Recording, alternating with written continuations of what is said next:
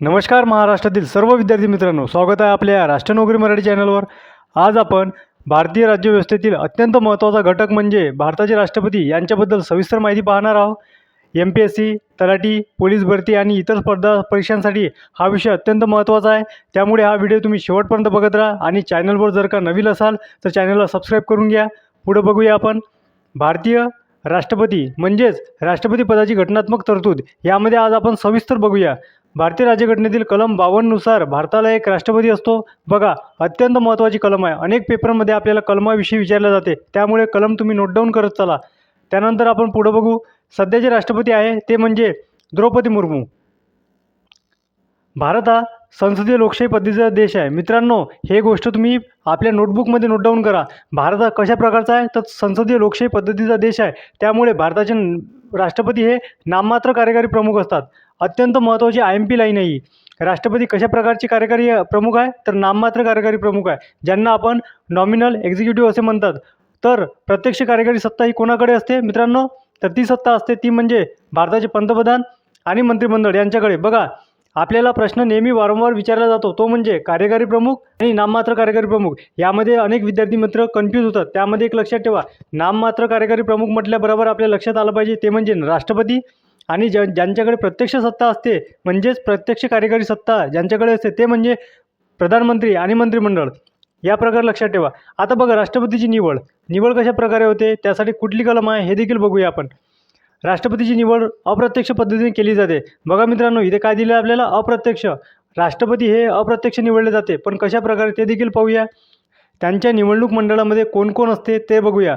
लोकसभेचे निवडून आलेले सदस्य, हे खूप महत्त्वाचं आहे। जे निवडून आलेला हा शब्द आहे ना, हे खूप महत्त्वाचे आहे, म्हणजे निर्वाचित। लोकसभेचे निवडून आलेले सदस्य सोबत राज्यसभेचे निवडून आलेले सदस्य, राज्याच्या विधानसभेचे निवडून आलेले सदस्य। बघा, इथे एक गोष्ट मेन्शन करा, लोकसभेचे सदस्य, राज्यसभेचे सदस्य आणि राज्य विधानसभेचे सदस्य। परंतु इथे विधान परिषदेचे येणार काय तर नाही, विधान परिषद इथे येणार नाही। सोबतच लक्षात ठेवा, हे सर्व सदस्य कशा प्रकारचे असतात तर निवडून आलेले, म्हणजे ज्यांना जनताने प्रत्यक्ष वोट देऊन निवडून आलेले। अशा प्रकारचे पॉईंट तुम्ही क्लिअर करत असताना माहिती आहे का, प्रॅक्टिकली करणं शिका, जेणेकरून तुम्हाला लॉंग टाईमपर्यंत लक्षात राहणार। बघा, एक गोष्ट तुम्हाला थेरी सांगतो, ते म्हणजे जसं आपण राष्ट्रपती पाहतो त्यामध्ये आपल्या लक्षात येते लोकसभा आणि राज्यसभा प्लस राष्ट्रपती हे मिळून आपण लक्षात घेतो ते म्हणजे संसदचा पार्ट आहे राष्ट्रपती।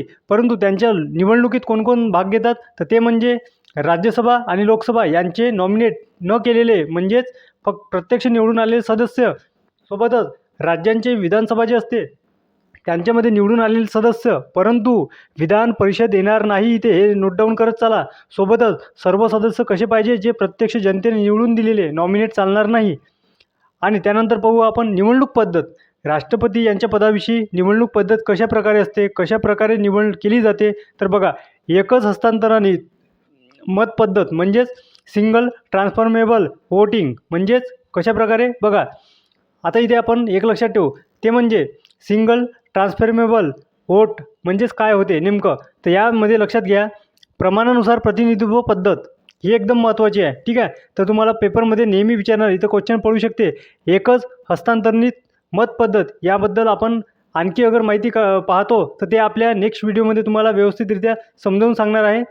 पात्रता, आता राष्ट्रपतीची पात्रता एलिजिबिलिटी काय आहे तर बघा, भारतीय नागरिक असावा ही कंपल्सरी आहे। त्यानंतर वय, आता अनेक विद्यार्थ्यांनी इथं वयमध्ये कन्फ्यूज होते। बघा, वय किमान 35 वर्ष म्हटलेले आहे, 30 म्हटलं नाही, हे लक्षात ठेवा, नोट डाऊन करत चला, 35 वर्ष।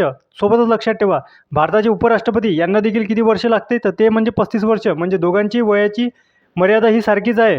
सोबत लोकसभेचा सदस्य होण्याची पात्रता असावी, म्हणजेच लोकसभा हे जे मेंबर आहे म्हणजे पार्लमेंटमधलं एक सदस्य आहे, संसद आहे ते म्हणजे पार्लमेंट, आणि त्यामध्ये लोकसभा राज्यसभा असते। इथे काय दिलेलं आहे, लोकसभेचा सदस्य होण्याची पात्रता असावी, कोणतेही नफ्याचे पद धारण केले नसावे, म्हणजेच लाभाचे पद धारण करू नये, अशी पात्रता, हे 4 प्रकारे पात्रता दिलेली आहे। त्यानंतर बघूया आपण कार्यकाळ। राष्ट्रपती या पदाचा नेमका कार्यकाळ किती असतो, बघा, कार्यकाळ 5 वर्षाचा असतो। किती वर्षाचा असतो तो म्हणजे 5 वर्ष। पुन्हा निवड येऊ शकते, बघा इथे पुन्हा निवडून येऊ शकते, परंतु America as compare to USA आपण कम्पेअर केलं तर तिथच्या राष्ट्रपती हा फक्त 2 टर्म म्हणजेच 8 वर्ष 4 आणि 4 या प्रकारे 2 टर्म निवडून येऊ शकतो. त्यानंतर तो निवडणुकीत बाद होतो. परंतु भारतामध्ये कसं आहे, पुन्हा निवडून येऊ शकतो, ही कंडिशन आहे. पुढे बघूया राजीनामा. आता राष्ट्रपती आपला राजीनामा कोणाकडे देतो, ते म्हणजे उपराष्ट्रपती यांच्याकडे देतो. महाभियोगाद्वारे पदच्युत करता येते. आता बघा राष्ट्रपती महाभियोगाद्वारे पदच्युत करता येते, परंतु कुठली कलम, कलम म्हणजे 61. कलम नोट डाऊन करत चला, कारण की कलमवर अनेक प्रश्न येणार आहे पुढेही आणि याच्या आधी आलेले आहे. राष्ट्रपतीचे अधिकार. आता बघा मल्टीलायनरमध्ये MPSC कंबाईन ग्रुप बी ग्रुप सी यामध्ये अगर मल्टीलायनर प्रश्न आले तर ते या प्रकारचे असणार. ते म्हणजे राष्ट्रपतीचे अधिकार. त्यामध्ये आता अधिकारामध्ये आपण पाहू कशा कशा प्रकारचे अधिकार आहे त्यांना. बघा पहिलं पाहू आपण ते म्हणजे कार्यकारी अधिकार. नेमकं त्यांना कार्यकारी अधिकार कशा स्वरूपाचे आहे तर बघा भारताचे पंतप्रधान म्हणजेच प्राईम मिनिस्टर यांची नियुक्ती, सोबतच मंत्रिमंडळाची नियुक्ती, राज्यपालाची नियुक्ती, हे नियुक्ती महत्त्वाची आहे. राज्यपालाची नियुक्ती, भारताचे मुख्य न्यायाधीश हे देखील नियुक्ती महत्त्वाची आहे. बघा ते किती महत्त्वाचे पद आणि त्यांची नियुक्ती करतात. तर भारताचे पंतप्रधान म्हणजेच PM, सध्याचे PM कोण आहे तर ते म्हणजे नरेंद्र मोदी. त्यानंतर मंत्रिमंडळ, राज्यपाल, त्यानंतर मुख्य न्यायाधीश ते देखील सर्वोच्च न्यायालयाचे, यांचे सर्वांची नियुक्ती राष्ट्रपतीद्वारे केल्या जाते. हे त्यांचे कुठले अधिकार आहे तर हे अधिकार कार्यकारी अधिकार आहे. विधी अधिकार आहे का हे तर नाही. हे लक्षात ठेवा, कुठले अधिकार कुठल्या अधिकारामध्ये मेन्शन होते. पुढे बघूया आपण आता विधी अधिकार. आता बघा विधी अधिकार जेव्हा आपण पाहू त्यामध्ये कुठले अधिकार आहे हे बघा. संसद अधिवेशन बोलावणे व स्थगित करणे. आता बघा विधी अधिकार म्हटल्याबरोबर तुमच्या लक्षात आलं पाहिजे संसद विजय म्हणजे संसद अधिवेशन बोलावणे, स्थगित करणे, लोकसभा विसर्जित करणे, अध्यादेश जारी करणे. त्याला अध्यादेश जारी करण्याचा कलम दाखवली आहे ती म्हणजे 123. ही नोट डाऊन करत चला, अत्यंत महत्त्वाची आहे. सोबत याच्यामध्ये आपण आणखी गोष्टी मेन्शन करू ते म्हणजे राष्ट्रपती यांना अध्यादेश काढण्याचा अधिकार हा समांतर अधिकार आहे काय तर नाही. यामध्ये तुम्हाला अनेक प्रश्न येणार. समांतर अधिकार आहे का तर नाही अधिकार आहे. का बरं त्यामागचं रिझन आहे, जेव्हा लोकसभा विसर्जित होते, लोकसभा हे विसर्जित झाले किंवा स्थगित झाले त्यानंतर अध्यादेश काढला जातो, ते देखील राष्ट्रपती काढते 123 कलमनुसार. परंतु हा अधिकार समांतर अधिकार आहे काय तर नाही. पुढचा अधिकार बघूया तो म्हणजे न्यायिक अधिकार. आता बघा आपण किती अधिकार पाहिले ते म्हणजे एक कार्यकारी, दुसरा विधी अधिकार आणि तिसरा म्हणजे न्यायिक अधिकार. आता न्यायिक अधिकार कशा प्रकारचा आहे, क्षमादान, दया, शिक्षा कमी करणे. यामध्ये कलम कोणती दिली आपल्याला तर 72. अत्यंत महत्त्वाची कलम आहे. राष्ट्रपतीचा दयेचा अधिकार हा कुठल्या कलमात दिला आहे तर कलम 72. त्यानंतर आपण बघूया आपत्कालीन अधिकार. आता राष्ट्रपतीचे आपत्कालीन अधिकार कशा प्रकारचे आहेत बघा. राष्ट्रीय आणीबाणी, नॅशनल इमर्जन्सी 352 नुसार कलम कुठली दिली आहे त्यासाठी 352. त्यानंतर राज्य आणीबाणी म्हणजे स्टेट इमर्जन्सी कलम 356 नुसार. त्यानंतर आर्थिक आणीबाणी कलम 360. ही तीनही आर्थिक आणीबाणी अत्यंत महत्त्वाची आहे, परंतु ही कोण जारी करत असते तर ती राष्ट्रपती जारी करत असते. हे देखील महत्त्वाचं आहे आणि यांचे कलम देखील महत्त्वाचे मित्रांनो, हे देखील नोट डाऊन करत चला. आता बघूया आपण महत्त्वाचे मुद्दे. आता बघा यामध्ये काय दर्शवलेलं आपल्याला ते म्हणजे राष्ट्रपती. राष्ट्रपती हे भारताचे प्रथम नागरिक आहे. आता बघा भारताचे प्रथम नागरिक कोण असते ते म्हणजे राष्ट्रपती. सोबतच लक्षात ठेवा राज्याचे प्रमुख किंवा पहिले नागरिक कोण असते ते म्हणजे राज्यपाल. आणि जेव्हा आपण जिल्ह्याचा विचार करतो त्यामध्ये शहराचा विचार करतो तेव्हा तिथे कोण असते तर महापौर. ह्या प्रकारचे प्रश्न तुम्ही नोट डाऊन करत चला. पुढे बघूया आपण सशस्त्र दलाचे सर्वोच्च कमांडर असतात.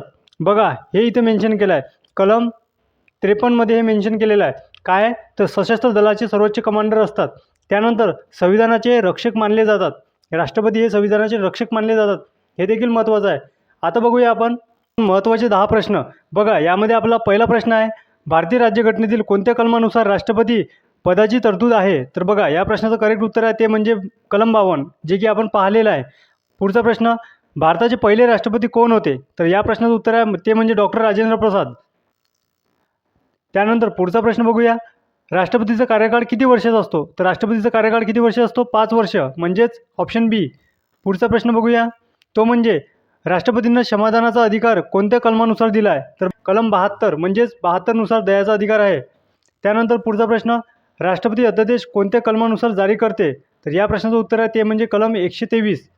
राष्ट्रपतीची निवडणूक कोणत्या पद्धतीने होते या प्रश्नाचं उत्तर आहे ते म्हणजे ऑप्शन सी एकच हस्तांतरित मत पद्धत.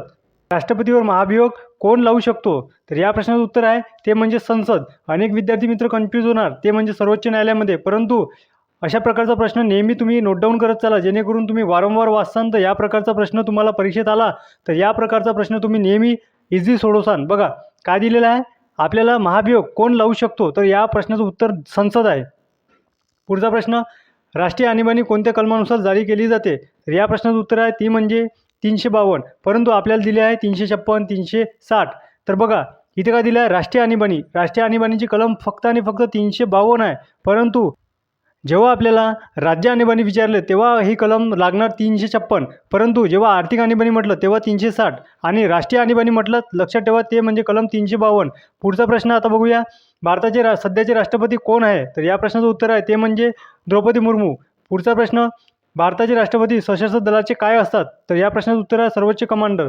विद्यार्थी मित्रांनो, व्हिडिओ जर आवडला असेल तर व्हिडिओला लाईक करा, आपल्या चॅनलला सबस्क्राईब करा आणि बेल आयकॉन ऑन करा, जेणेकरून नवीन व्हिडिओची नोटिफिकेशन तुमच्यापर्यंत पोहोचणार. भेटूया पुढच्या व्हिडिओत. धन्यवाद.